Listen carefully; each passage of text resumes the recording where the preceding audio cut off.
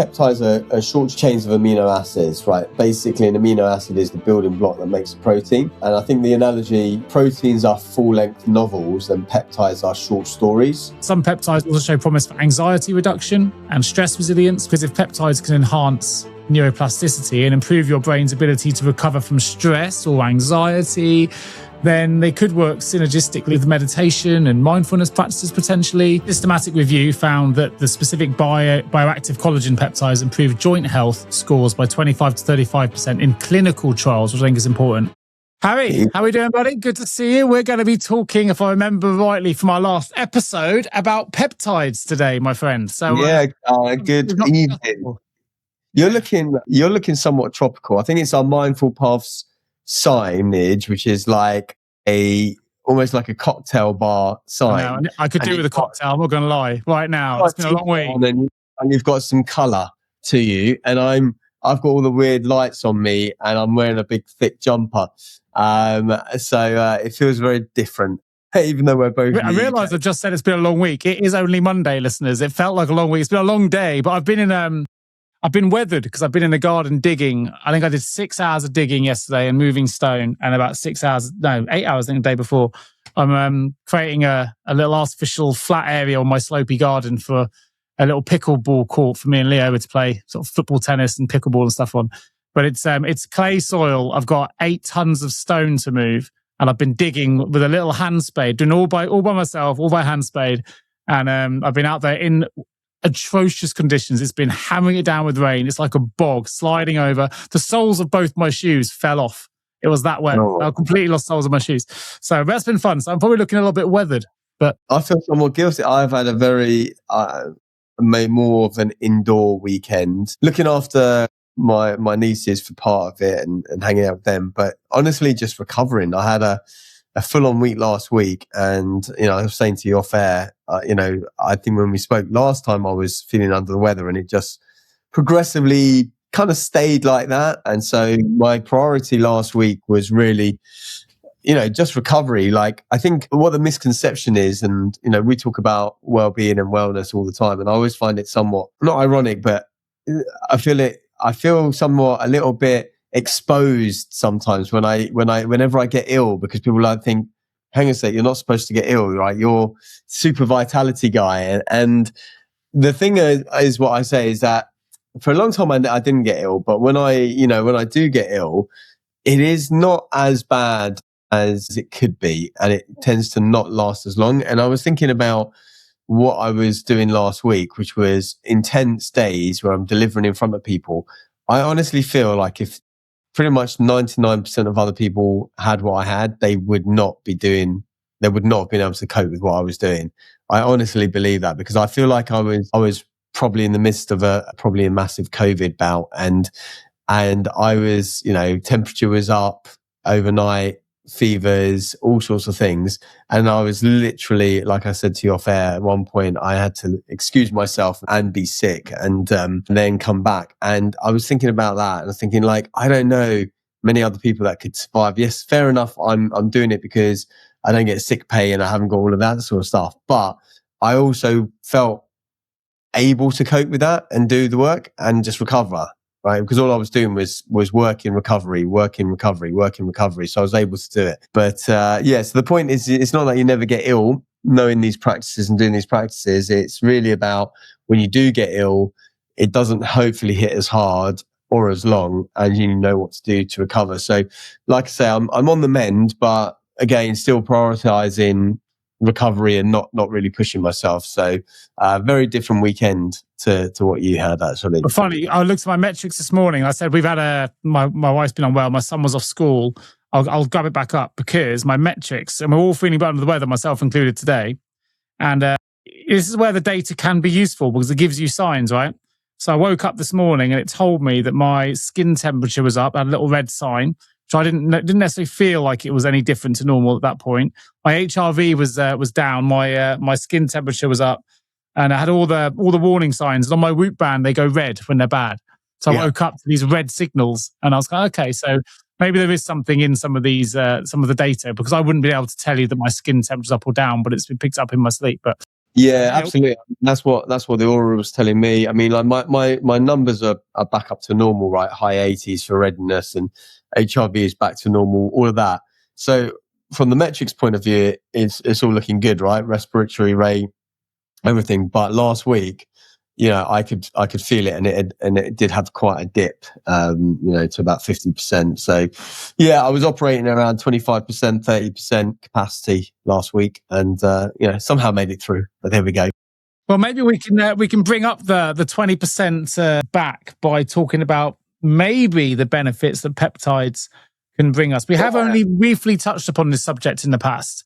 Yeah, you probably have more knowledge than I do, but I know that they're obviously the building blocks of proteins for those not familiar, and you'll have more knowledge being the scientists. But they're short chain amino acids, aren't they? That build up the proteins. Yeah, I mean, basically peptides. So the reason I want to talk about peptides for the listeners is they have been cropping up a little bit over the last 6 to 12 months for me. And I had an interesting conversation at one of these health summits a little while ago for my own reasons why I might be interested in peptides. But effectively, peptides are short chains of amino acids, right? Basically, an amino acid is the building block that makes a protein. And I think the analogy that I read was, proteins are full-length novels and peptides are short stories. And, so basically an amino acid is like a single unit. A peptide is maybe sort of 2 to 50 amino acids. And then a protein is often greater than 50 amino acids folded into complex shapes. And effectively peptides. And using that analogy, just because that's just so we're keeping the listeners with us, because the subject not many people will necessarily know a lot about, unless you watch the Joe Rogan podcast and stuff, because I think he's been someone who's been talking about peptides a bit recently as well. I'm using your analogy of short stories. Ultimately, it means a bit like when you're reading short stories, they're easier then to absorb. They're easier for us to access them. And I think my understanding of peptides is when you break them down, it makes it easier for the body to absorb them as well than full protein. So it's kind of a similar. Yes, in essence, I think so. That's what I'm understanding. That peptides, they're messaging molecules, right? Defense molecules, and they're also tools that can help regulate growth, appetite, pain, reproduction. I think originally, if we kind of going to do a little 101 on this, originally discovered in early 1900s. I think maybe the first one was oxytocin, which is that, I guess, bonding hormone that mothers often have, right? And then I think in 1921, insulin was discovered and moved into human treatment. So that's also a peptide. And then, then they started to sequence it and synthesize it in the 50s, manufacture it in the 60s to 80s. So they kind of have evolved over time, and it seems like now they're getting a little bit more mainstream, and like you said, they're small proteins in a way that bind to receptors on cell surfaces like a key fit in a lock, and so they can mimic natural signals like insulin. GLP-1, which is the Wegovy Ozempic stuff, is a peptide, right? And so that's a common one that people are familiar with now. Again, the body produces these anyway, but this is an exogenous one that help suppress appetite. They're hormone blockers, enzyme inhibitors. They can block specific biochemical steps. They can guide drugs and radioscopes to radiosototypes, whatever they are. The specific. Basically, deliberate address labels, they say, and then they're tuning inflammatory pathways, which is what I'm kind of more focused on. I can hear you've done your research, which is good, because I can hear you reading it back. But I know a lot of celebrities take it, sort of collagen peptides. I think they've been quite popular. Muscle recovery, I was doing the Ironman. When you're doing any kind of exercise, be it weights or even cardio, you obviously create loads of micro tears in your muscle fibers. So when your body recovers those or builds them back up, you often build back stronger. So you can speed up the process. And there's lots of things. One of those will be to take protein supplements, which is great, but also the peptides, which obviously, as you said, are like shorter stories. They're absorbed quicker. They can also stimulate protein synthesis. So that's kind of the thing to tell your muscles they need to recover efficiently. It's hard to know the benefits because it's hard to single out peptides as being the reason for it. They're probably a contributing factor along with all the other things that you're doing. I mean, it's hard with all these things. to identify sometime. I mean, obviously science is, the problem with science and the benefit of science, it's a double-edged sword, is that you are doing like a reductionist approach, right? So you decide, right, what's the one thing? It's a bit like saying, okay, vitamin C within citrus fruits is what's needed to combat scurvy, right? But when we then isolate vitamin C as ascorbic acid and we take that, we lose all the benefits that the rest of the nutrients working cohort to do. Same with vitamin D3 versus sunlight and so on, right? We miss out a lot of Same with things. eating an orange versus having orange juice as well, right? You know, you need the whole orange to make it to more of a healthy alternative. Exactly. So I'm still right at the beginning, but like in terms of different ways of taking it, there's the injection route, right? Which some people do, because I think they can get destroyed. Peptides can be destroyed when they kind of taken ingested, right, through the stomach intestine. They might not cross the gut barrier properly. Clinical evidence is the collagen peptides, and they were showed improvements in muscle quality and recovery metrics.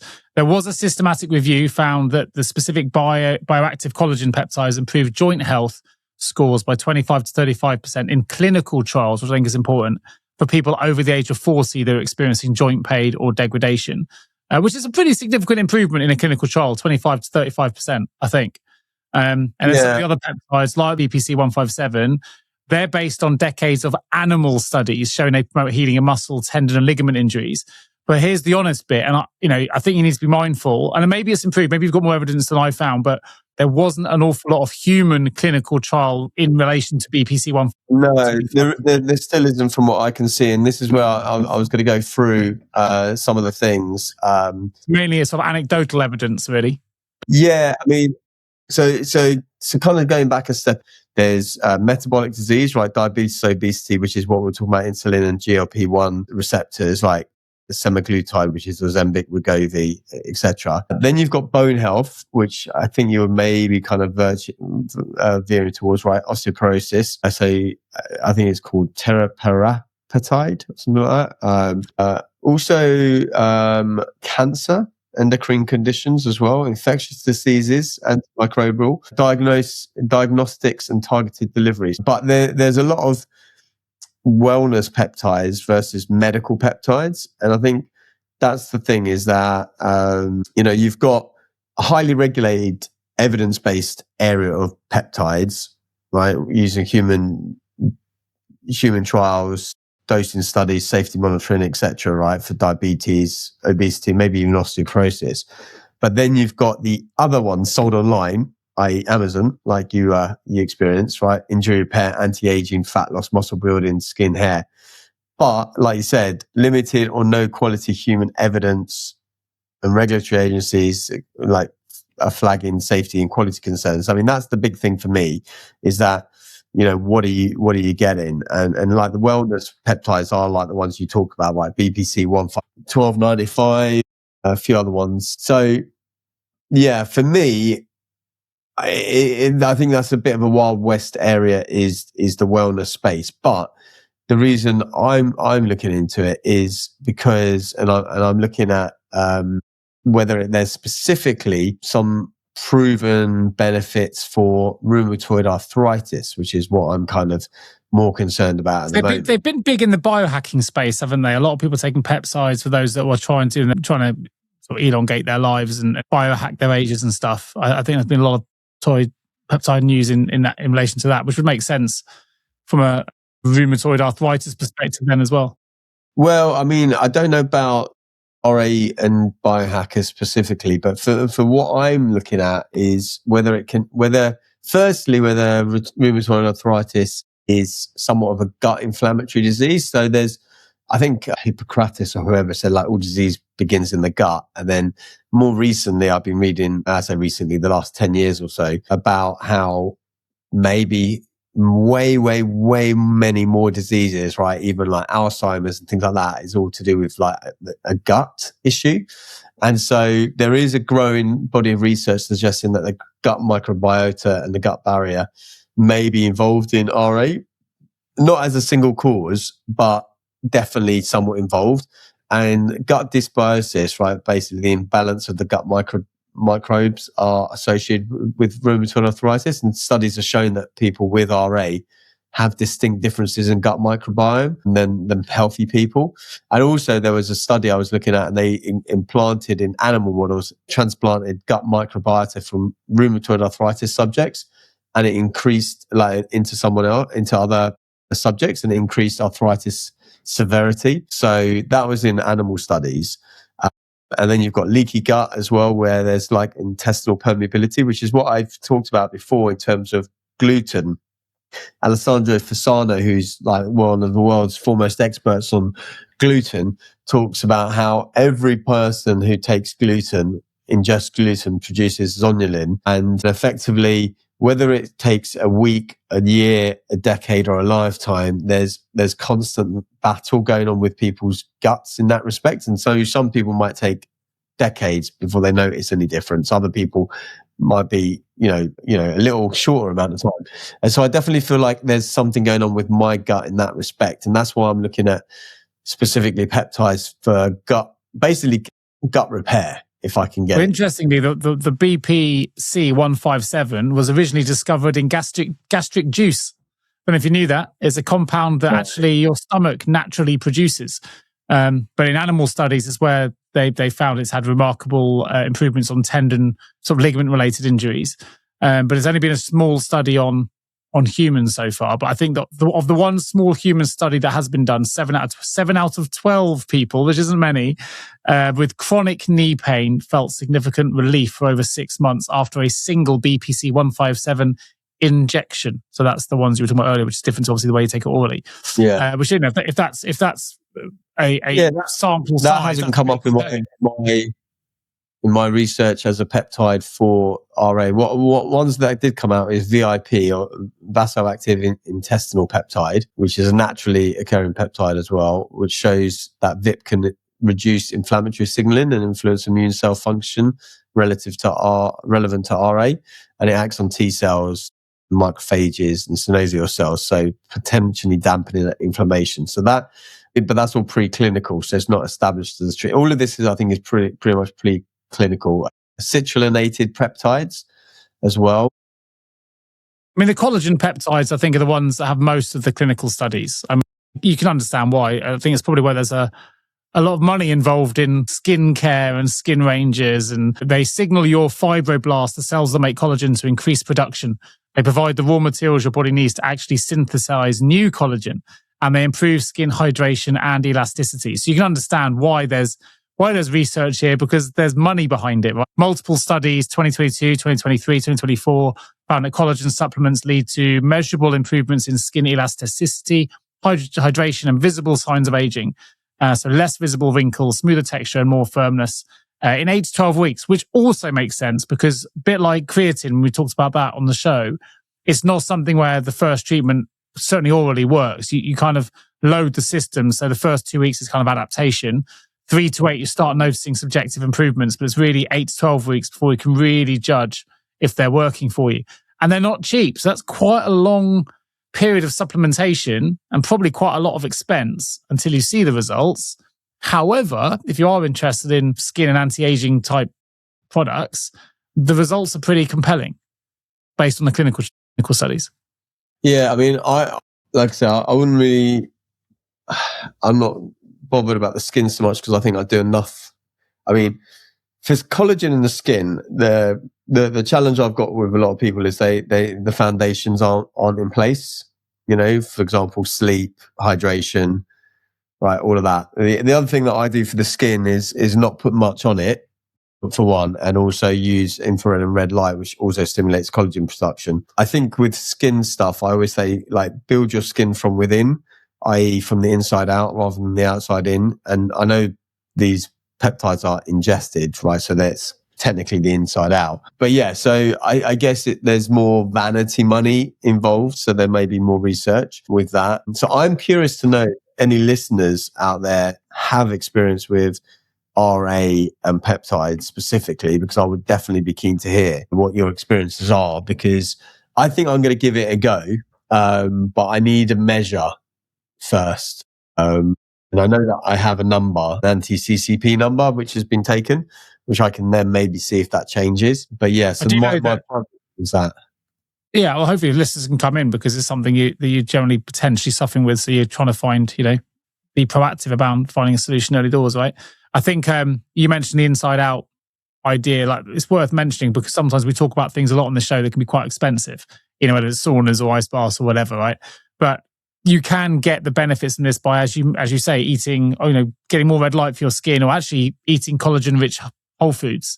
You can get collagen from bone broth, gelatin. I don't, maybe not for everyone if you're on a vegetarian or vegan diet, but there are other foods out there that give you collagen. It's whole collagen. And obviously the benefits of peptides is they're already partially broken down. So doesn't mean it's necessarily more effective, but the theory is that it's easier for them to absorb. But I think you can still get the benefits if you ate enough collagen-rich foods regularly enough. You don't have to always spend loads of money to get the same impact. You can do it through your diet. Like most things, you can do through your diet. I always remember with, I think it was, who's the guy who do the Hippocratic Oath, isn't it? Where he said, I think someone asked him, Hippocrates, a question of, how do we heal the world or keep the world, help make the world healthier? And he said, I could heal the world if they stopped doing the things that made them sick. Yeah, well, this is the thing. I think I'm sure we've talked about my health equation in the past, where I have like health equals health, H equals H. And then what happens is people add something to one side of the equation, like L for late night. And instead of the obvious answer being, if you want it to balance, you just take the L away, they add a C for caffeine or that, and we keep adding to one side of the equation, trying to get back to the health side of that equation without realizing that if you just take away the things that are causing the problem in the first place, you don't need to have a solution. And the solution is basically to take away the problem, not to add a new solution, which in some things is easy to acknowledge, right? You say, okay, well, if I don't want the caffeine to wake me up, maybe I should have the early night. And that may be a bit obvious. But I think with certain things, it's a little bit harder to understand what the thing is that was added in the first place. Like, for example, if I'm talking about an autoimmune issue, that ultimately, for me, autoimmune issues, whether it's this or whether it's hay fever or whether it's whatever, is the body mistaking something for something that is dangerous or whatever. And so it gets confused and it starts attacking itself. So it's a little bit harder in a way to then identify what's the bad thing that needs to be taken away. So I know you were talking again to go the other way then, because as you say, it's something you want to try and hit it from the inside. But actually, in my research on peptides, as you know, without giving the name away, I had a friend of mine that recently suffered a stroke, and they've, one of the ways you need to recover is you have to really work on your neuroplasticity, getting the neurons to fire and create new pathways. And actually, the BPC 157 peptide, as well as helping with muscle recovery, has shown neuroprotective properties in animal studies, in particular, suggesting it can help with neurodegenerative conditions as well. So there's interest in peptides supporting neuroplasticity, which is obviously your brain's ability to form the new neural connections, which is really important post-stroke, depending on the type of stroke that you've had. And some peptides also show promise for anxiety reduction and stress resilience, which is obviously relevant for this show. I think we're going to talk about anxiety next episode. And it's important, right? Because although, most of this research is still preclinical, but the animal studies do look good. And I think that's, from a mindfulness perspective, it's quite fascinating, because if peptides can enhance neuroplasticity and improve your brain's ability to recover from stress or anxiety, then they could work synergistically with meditation and mindfulness practices potentially. You could have genuinely do a mindfulness exercise or meditation and actually be literally rewiring your brain and building new pathways for attention and emotional regulation at the same time. And I can get really interesting. I mean, that's the whole thing, right? When I think I talk about since the Thought Gym book back in 2013, but when you are doing the gratitude list, you are rewiring the brain, right? You are creating new connections. I think I talk about neuroplasticity and neurogenesis back in the Thought Gym, which was 2013. And so for me, that's also part of it. I remember when I did my NLP course years ago, and this might irritate people to hear this, and I haven't been able to validate it in person, but I remember one of the trainers there talking about allergies and using NLP for allergies, because an allergy Not well, yeah. I guess an allergy it would be maybe like a peanut allergy, or I don't know, latex allergy or whatever, right? Where you're sensitive to something, but other people aren't, and is the body's immune response basically getting out of whack, right? Thinking something's bad for it when it isn't. And he was talking about it in terms of hay fever. I think it was hay fever rather than peanut allergy, and there was like an NLP practice that they did. I think it was involving, imaginary glass and seeing the allergen behind the glass, but not being susceptible to that because it's behind the imaginary glass and so on. And it was a case of training your internal system to say, actually, this is not something that's dangerous for me. And then supposedly they had success with that. I didn't see it live practiced like that because it wasn't one that was done, but it has always stuck in my head because, like I said, when you have got some kind of response like that, it's the body, the subconscious mind saying to you, the body, this is dangerous, right? We should. It's like why people have different responses to the viruses, right? When you have the issue that a lot of people had during COVID was the body's response to the thing. It was never basically it's never the thing, it's the body's response to the thing, right? This is a mindfulness practice as well. This is the same when it comes to stress, right? It's not the stress itself, it's the body's perception of the stress or how we think about the stress as well. Now, and it comes back to that phrase that we use over and over again, right? Nothing has any meaning except for the meaning you choose to give it. And so it was the same case with COVID, where you had the virus, right, which was a real virus that entered the body. But to person A, it did this, and to person B, it did this. Even though you might think, oh, well, they're both, 35 years old, in good shape or whatever. So there wasn't that age differential. But in one person's body, it saw it as a real massive assault, and it threw out all of the infantry, all of the special forces, everything, right, at it. But the problem with that is you threw out so many things that there was a lot of friendly fire effectively, and people, and basically you're attacking yourself. Whereas there may be other people whose immune system saw it and, just sent out the SAS to like come in and quietly take it out, and you didn't get up in a lot of this stuff, whether it's peptides or whatever on the show, right, we want to try and help people get a good foundation, right? A mindfulness foundation, a neurobiological foundation, anything that's going to help our neural pathways, our ability to communicate with ourselves as well as others, which is that thought process. Every feeling lives in the shadow of a thought. If peptides help reduce inflammation in the brain, if it helps enhance recovery, we're basically able to amplify the effects of our mindfulness practices, whatever they are for you. We all do kind of different things. It's about supporting the brain's ability to adapt and change through whatever practice we're doing. And I like your point you're making about how it impacts different people. I use this example when I'm talking about energy levels. Sometimes you meet a client who's really low on energy, right? And I'll give a hypothetical example. So let's say that I'm in a relationship and I'm really enjoying that relationship. For whatever reason, my partner decides I'm leaving, right? They leave the door, I'm leaving you. For whatever reason, I've had enough. I want to do something else. You then feel, you feel distraught. You feel gutted that they've gone. Your energy levels are now low. Next couple of weeks, you go to work, you get a bit late, you can't get yourself off the floor, you're feeling really demotivated. The takeaway boxes are starting to fill up in the house. You start washing up, but it gets too much. You start stopping. You kind of just start stopping. You've got no energy. By the end of it, you're struggling to get off the sofa. You can't find a reason to get out of bed. All these things. You're really low energy, right? Because of how the mind is playing tricks on us. That person's left us. I'm feeling low. What's the point? All that kind of stuff. Then you suddenly get a phone call from the same person that says, I've made a massive mistake, Nick. I made a massive mistake. I'm going to come back. I'm going to come over now. I'll be there at 5:00.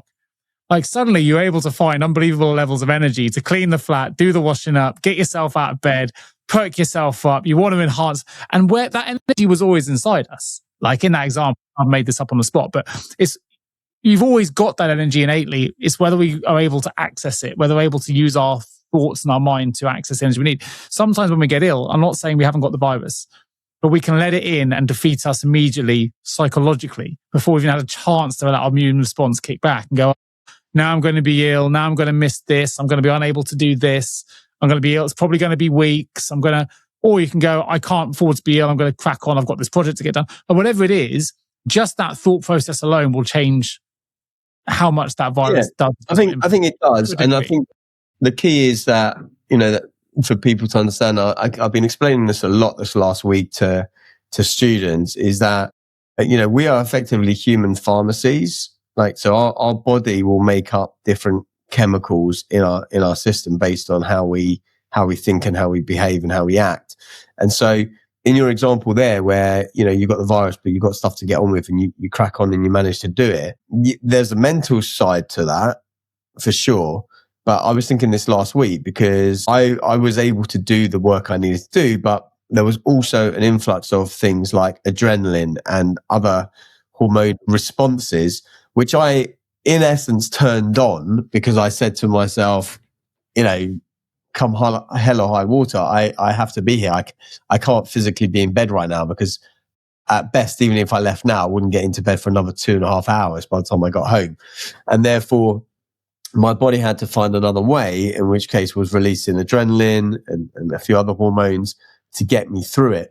But it also meant that, I'm running on reserves, so that it's like the emotional bank balance that we talk about and all these other things like I've talked about before when I go on my Mind Valley stuff, where as long as I top up my bank balance to say 100, and I know that Mind Valley is going to take £80 out of that 100, as long as I start at over 80, then I come home and I don't get ill. But if I started my energy, my Mind Valley experience at £60 bank balance, I'd come at negative 20 at the end, i.e. be ill. Yeah. So yeah, but it's also like why you get ill when you go on holiday. So I think someone was talking to me about this the other day, and it's like, well, because up until that point, you have the opportunity, you have to do the work you need to do. And then as soon as you get on holiday, your body will say, now you need to slow down, and it will force you to slow down. And it will do that by making you ill, because that illness was kind of there before, but because you were masking it with the adrenaline and the focus that you needed to get through the task. I mean, the body is just the body mind is an amazing symbiotic system that will get you through things you need to get through. I think that leads me to something I want to make clear to our listeners as well. So if you're listening to this in the US, peptides aren't FDA regulated. That's the first thing. So you've got to be careful where you get your stuff from. There have been some studies on the quality issue. So even from the UK, US, and where you get it from, right? This is stuff that is still dodgy to a certain degree. I say dodgy in the terms of the quality control. And some of the studies out there that I looked at were pretty alarming. So a 2024 study of injectable semaglutide brought from the internet found the active ingredient content varied wildly. Some vials had 39% more than labeled. Others had as little as 7% of the labeled dose. Purity rates were well below pharmaceutical standards. And another analysis of illegally acquired peptide drugs found that many contained the wrong peptide entirely. So you thought you were buying BPC 157, but you got something completely different. Some contained undisclosed extra drugs, some had dangerous contaminants. In some cases, heavy metals were detected. And it's not a minority problem, it's a systemic problem. So most online peptides have no third-party testing, no batch verification, and no sterility testing. So you do need to go in, if you are going to try it, as you might do for RA or anything else. We're not here saying, go try this. It has, unlike we've done shows on creatine, which have been, there's loads of studies behind it. You can get good creatine and it's good for the body and whatever. These are things which there's potential for it to be good. There's lots of animal studies that say it could be good. Clinical trials are lacking. And actually even getting the products, you might buy one thing but get something completely different. So buyer beware, do your own research for sure, and just be mindful that is the situation. I mean, I would say, I've kind of had a look at, the hierarchy of evidence in terms of peptides, right? So like that, the highest level of evidence that we've got there's lots of human evidence for decades is things like insulin, GLP-1, oxytocin, and so on. But then the ones that you're talking about, like the BPC 157, TB 500, CJC 1295, those ones are mostly actually animal in vitro data, little to no large, well-controlled human trials and regulatory safety uncertainty. And they're the ones that most people are going to interact with because they're the wellness peptides. Even collagen peptides that you were talking about before, is basically in the moderate camp in terms of human evidence. So they're not as and there's no long-term studies either. So again, it's a bit like Ozempic, right? That the studies haven't been done necessarily yet to be sort of 10 years of use. What are the cumulative effects? What we look at later. yeah. That's the other thing I'd want to know from a peptide point of view is, like, for example, like in the RA condition, if I'm taking a peptide for gut permeability rectification, then how long do I take it for? Because it wouldn't be, like, for example, vitamin D, I'll probably be taking that like as long as I'm not getting enough sun, right? So I'll be taking that indefinitely. But with a peptide, you know, and like collagen, you'd maybe take indefinitely, and creatine. But maybe with a peptide such as, you know, the VIP peptide that I was talking about, that might only be a 6-month duration to heal the gut. And once that's done, then the job is done, provided you don't thrash it again. So I think that's also a consideration, is like, how long are you going to be on these things? Because we don't know. Yeah, there's never ever been a study that has people taking things forever. Right, because it's impossible, right? It just wouldn't exist in any function, right? Because you'd have to have that person taking it for 100 years, right? So we don't know, basically, is the...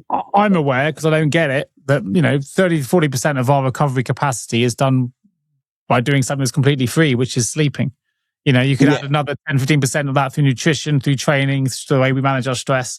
So again, like, you can take all the peptides. I could start taking loads of peptides, but if I'm not getting the 7 to 9 hours sleep that I know I need, the peptides ain't going to make up the shortfall. So it's always about maximizing the right things first. And if you, as you are, you kind of maximized everything, so you're in a good position now to kind of make marginal. Really, I'd have peptides down as that marginal gains element for you. But I think if you're not getting the foundations right, probably not the right time to be spending 150 to 200 pounds a month on injections on something that... Oh, that's something we didn't really talk about, is because I haven't actually investigated the cost of peptides yet, so I don't even know what we are talking about. What like, you reckon in that 100 to 200 a month? Jesus. 100 to 200 a month. Yeah. So like I said, if it's 6 months, then you earmark, okay, right, 1,200 quid, you know, heal something like rheumatoid arthritis, fine, you give it a go. I mean, I'm all for testing. Like, I think I said last time I was testing, I'm almost running out now of a catalase supplement. I can't remember if I think I mentioned catalase for the grey hair. I think I mentioned it on the maybe I didn't mention it podcast, but I bought 6 months supply of a supplement. I think it's catalase, because apparently grey hairs come from the fact that there's no catalase. Has it helped? Well, no, I don't think so. This is my point. So I'm not going to renew, at least not with that brand. Maybe I'll do it a bit later, but I don't, you can't really see it on camera, but I do have the same amount, if not more grades. Looking good, mate. So I can just see some dark coral. You're looking good and handsome, mate. I can't see too much grey. I think the smart question here is a bit like where you are, right? Like, before you start investing in these things, ask yourself the essential questions like, is your sleep, nutrition and training dialed in? If not, start there, because that's 80% of any results you're going to get anyway, right? And you've done that, so it's easy for you. Yeah. Like, then do you have a specific goal? Like, not just, do I want to feel better? Have you got something concrete like, I want to heal my tennis elbow, or I want to avoid rheumatoid arthritis, whatever it is. I want to improve my skin quality visibly over 12 weeks, whatever it is. And then I guess the third thing is, am I comfortable with the regulatory uncertainty? It might be unproven. It might be a waste of money. And if that's the case, do I have the budget for it? Because I think, like anything on this show, we always come back to the basics, as we always do. There's fads for everything. There's fads for peptides, drugs, supplements, nutrition, diets. But if you haven't dialed in sleep, the basics of nutrition, of eating organically, healthily, you know, no processed food, less sugar, that kind of stuff. If we're not training, getting exercise and moving our bodies, the rest of it doesn't really matter. Yeah, and actually, right, that leads me on to an interesting documentary I watched last week on Channel 4 last Thursday, which listeners can probably find on Player or whatever it's called. And it was called The Drug-Free Doctor. And it was with Dr. Rangan Chatterjee, who is that doctor that I think you're probably familiar with, Live Better, Feel More, or Feel Better, Live More, whatever it's called. And he was taking 3 of the most common conditions in the UK, and I forget what they were, but one was pain, I guess. The other one was must have been type 2 diabetes. I can't remember what the third one was. Now, he didn't particularly treat these 3 cases, I don't think, but they had reversed their diseases without, or their conditions without the use of, they tried everything, and basically the NHS up to a point had failed them. And so they tried the other things and were able to correct those things. And I think, the body has an innate ability to heal, and it wants to heal, and it wants to come back to homeostasis. We just need to get out of the way a lot of the time.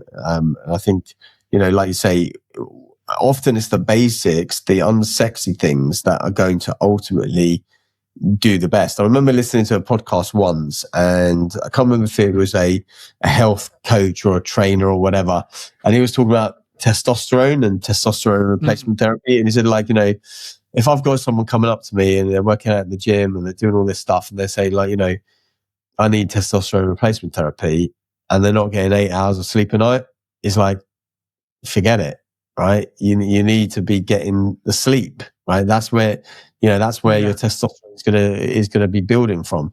So, it's the basics that people need to do, but then it is very exciting to then know that there are additional things we can be looking at once we've covered the basics. It's not a shortcut, is it? It's an optimization layer. It's what, it's going to work better if the foundation's already dialed in. I want to mention something though, only because this relates to my dad, obviously I lost in 2024 to cancer. So cancer survivors or people with cancer family history, especially with growth hormone modulating peptides, be very cautious before taking them. To do your research, because there are studies that suggest they actually increases the IGF-1 levels, which is a growth factor that promotes cell growth and proliferation. And some researchers have raised theoretical concerns that elevated IGF-1 could promote growth of existing cancer cells.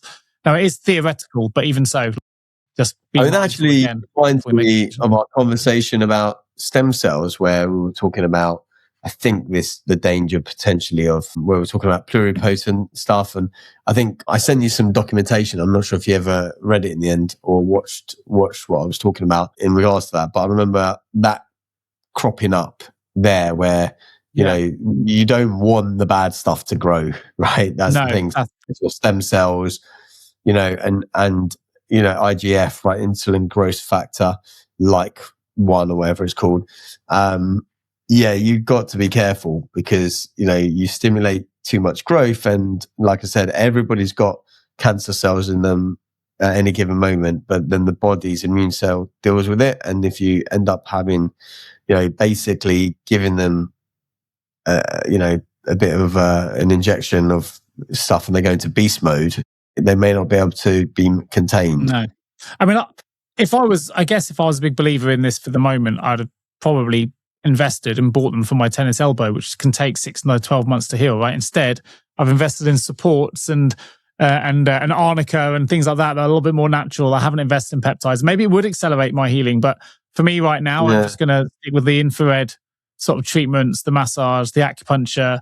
And actually, it's quite an investment to be spending 100 to 200 quid a month on a treatment that is unproven for a tendon injury that I think I can heal myself. But that's the beauty of choice. Everyone has their own choice. Well, how is the acupuncture going, actually? That's my question. Good. Yeah. The treatments, they've been good. I mean, look, the arm's feeling better than it's felt ever. Every time I see you, it's getting better. And I've been absolutely hammering it with a spade into stone, which is, all the things you probably shouldn't be doing to tennis elbow, because the vibration goes straight through your arm. But it's feeling good. I'm just getting back to playing again, so I'll feed back on how I get on. I've got a game this week, so that'll be a bit of a tester for me. But it's all right. But I'm wearing this 1 kilo. You can probably see it on my wrist. 1 kilo weight. It's kind of a good way of me constantly. Again, this wasn't prescribed. Just my idea of strengthening all the tendons and all the different angles when you're walking. So I've got this constant weight on. And since I've been using this, it's made the healing's really started to. That's good. The only thing I was going to say on that is because I realised that I was having, and I've got it back again, actually, this wrist issue on my right wrist, always like tendonitis or something on the wrist. And only recently I had the theory, and I don't know really if it's substantiated now because it's kind of come back, that it was the weight of my watch on the right hand and then constantly used things like the mouse and things like that, because you're with my mouse, for example, I have an ergonomic mouse which rotates my hand so that my hand is not flat, because there's a strain on the tendons when you do that. But it should be more of a handshake setup. And also, those solid gold weighted watches you've got, Harry, don't help.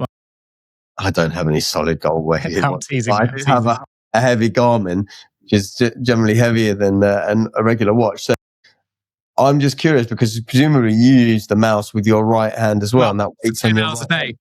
But with tendon injuries, I've discovered through my research, you have to be able to strengthen. You can't just let them get healed like a muscle. You've got to rehabilitate them, and actually you've got to test them, but not to a point where it causes too much pain. So I tried to put a 2.5 kilo one on. It was way too heavy and no chance. So this is like 0.5 kilo, and this is perfect. So all I've noticed is it getting better. I'm not getting the pain. So I'm going to upgrade to this and go to 1 kilo and slowly strengthen it back up. But it seems to be, They put it on your left arm as well, just to make sure that there's no imbalances at some point. Put the 0.5 kilo on your left when you put the 1 kilo on your right. Yeah, I probably should. I haven't done that. I feel too much effort. Well, I mean, it's interesting, like, because I do something similar when I'm prepping my stuff in the morning. I have like a band that I put around my thighs, and it's in my drawer with my sharp knife, so that when I get the knife out to start chopping things, I put that around my legs so that I'm walking around the kitchen, I'm doing something as well. Because I think the one thing that I keep coming back to now is that my main teaching, I think, is getting more and more likely to be this point, which is about integrating wellness, fitness, activity into what you already do, right? Because it's really hard living, right? There's so much to do. And so when you can do things like what you're doing, where you actually add in the weight, and it's there as part of your normal day to day, or I have a band around my thighs when I'm doing things, or I have a massage ball under my foot when I'm brushing my teeth, right? All of these things is where the gains are, really, because there isn't the time to do all the wellness activities as a separate thing. So it has to be part of what you're already doing. For anyone that wants to see Harry live this experience, go and find Harry's Instagram channel and watch him in the shower. And I do mean that, listeners. He's generally got a video of his shower routine where he incorporates some of these integrative health exercises into his daily routine. And it's not every day I'd recommend watching my co-host in the shower, but there's your opportunity. Yeah, I have trunks on people, so don't worry. But it was demonstrating, a mindfulness practice within the shower and a breathing practice within the shower. And it's something I still probably do 9 out of 10 times, if not 19 out of 20 times.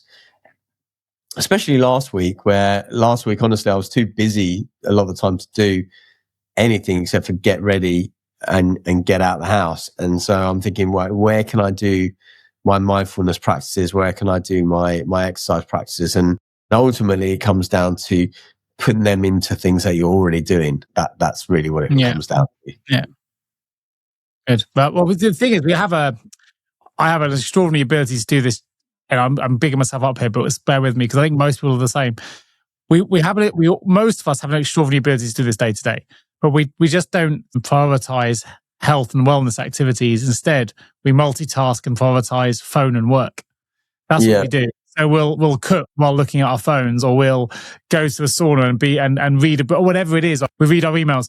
It's like, if we just took that same approach, but didn't always prioritize work and instead prioritize some of the wellness things instead, actually we do have the time to do that, and we have the ability, because we're already doing it. We're just probably choosing the wrong activities to I mean, we all have the time at the end of the day, right? Because, have the time. We all have enough time for certain things. It's just about prioritization and whether you take the time from one thing and put it to another. Yeah, you got to have the motivation.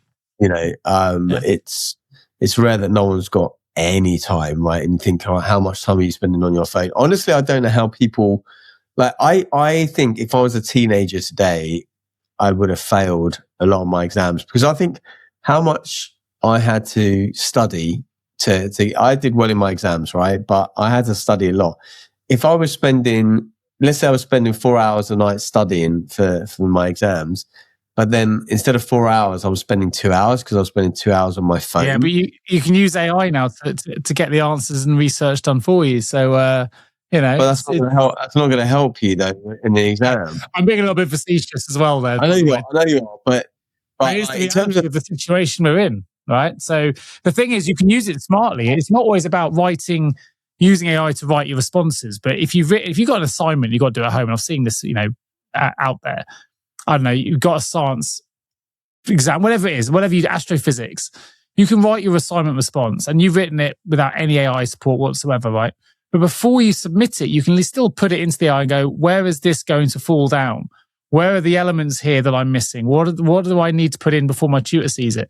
And even if you're writing everything, it's still giving you feedback like you've got a teacher at home telling you how to do things. So, what about when it comes to exams and you actually have to remember things? Because ultimately, exams, good or bad, they're largely a memorization thing, right? That's it. Well, they were. I don't think they are anymore, mate. It's all multiple choice. I think they've got more so. They've got most more exams have gone through coursework.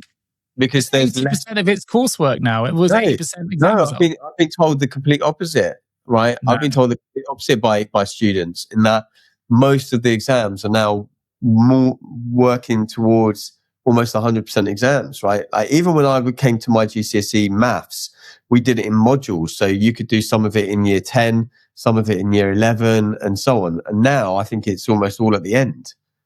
No, I would challenge that heavily and say I think different now. But really, I'm not getting that from the students I teach. I did like the London school that came out and said that it's now we're going off topic here, but it's unsustainable to do exams now because of all the special dispensations that people have for all their different ailments, whatever it might be, neurodiversity, something else. And I'm not putting that down. But I think they had out of 118 students, they had to have 74 different rooms.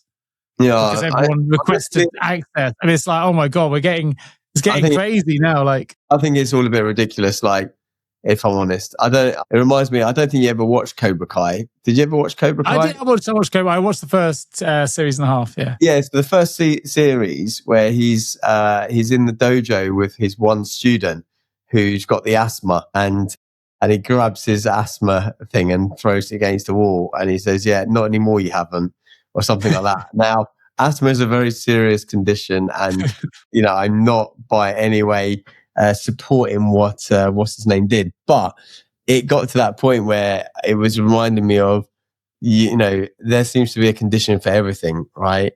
And we like to have labels, but sometimes I just think, look, just get on with it.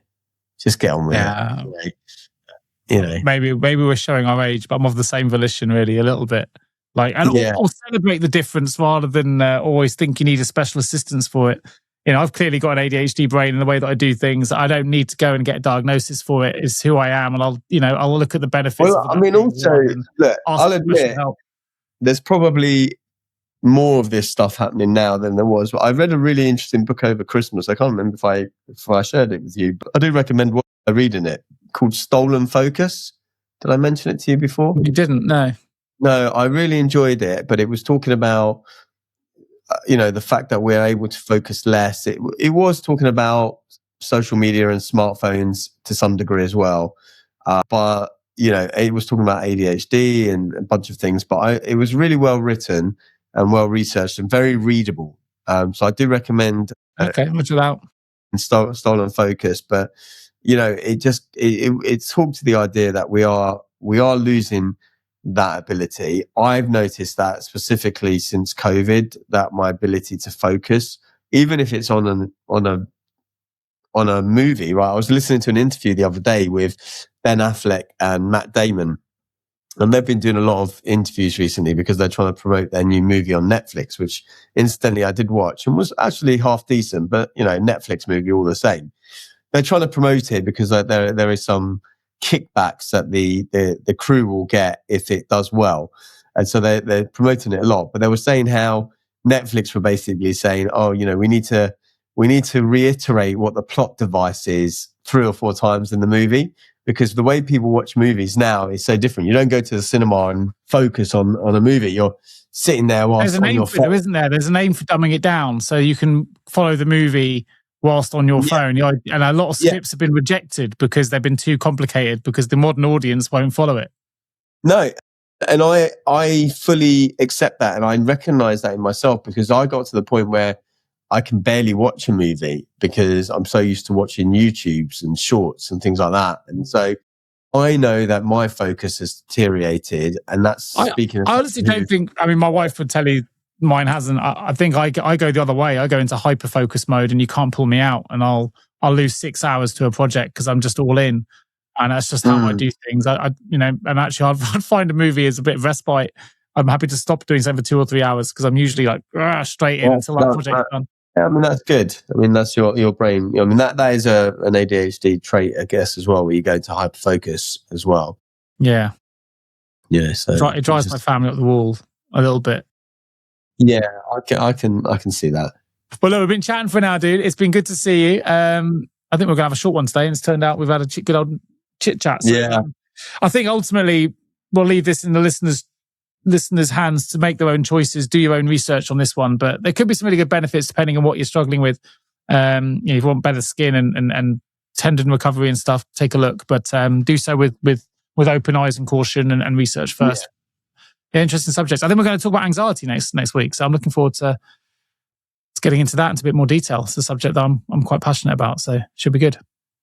Good. All right. Yeah. So as Nick said, look, as ever, do your own research. I think it was just really to put a spotlight on this idea of peptides. It's something that, although it's been around for over 100 odd years, it's kind of come into my consciousness relatively recently as a potential tool. And so I think, we like to bring out these ideas to people to sort of start them down the rabbit hole, as it were. And if anyone has used it for rheumatoid arthritis, then you would be keen to hear from them. So do get in touch through our Instagram channel, which is mindful_podcast, pass_podcast rather. You can reach us out there and contact us. So sounds good. Right, buddy. I'm going to crack on. I'm going to let you go. As you can see, I haven't left this desk for the last 10 hours. I'm ready for a break. So I jumped on this call a little bit late because I was recording a different show. Straight off that one, straight into this one. So I'm a little bit zoomed out. You definitely need a little rebounder in that office just to get your blood flowing in. I do. I think it's when you're staring at a podcast screen. I know I'm seeing you on the other end, but I'm staring at a screen. Your eyes, after doing what's it been, 2 and a bit hours of podcasting in a row, they go a little bit zombified. So if I've been blinking a lot or looking a bit zonked today, if you're watching this on YouTube, my apologies. But hey, be here next time. Anxiety, stay with us. Remember to follow, subscribe, like, and if you have any ideas for future content, give us a shout. Otherwise, I'll catch you next time. Hey. Take care, buddy. Take care, everyone.